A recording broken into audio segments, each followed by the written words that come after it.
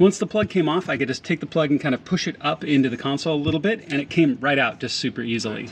So all I have to do is just take the new one, and I'm gonna fit it right back up into the same place. And as you can tell, there are a couple of little teeth on it to help guide it into place, and then plug it in. And then this should address my issues here in the E53, where I'm starting to get the heater is acting up a little bit, and it blows a fuse every once in a while.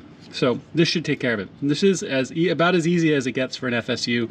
And this would also work on a lot of 5 series as well, considering the E53s are essentially a modified 5 series with a lot of similar components. So let me get this up into place. I'll try to show you as best I can with the view, but it really is easier to show with your head underneath the glove box than it is to show on camera.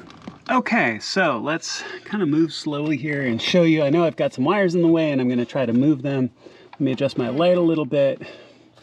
But right here, right there, you should be able to see the socket for the new FSU, and you can see that it's in place. It slots into place. It's such an unusual shape. There's really only one way for it to go in.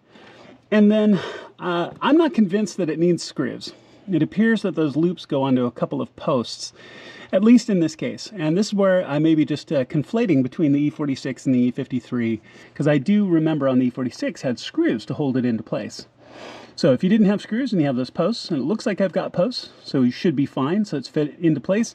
Make sure to pull your plug back down, because I've got it tucked up out of the way right at the moment.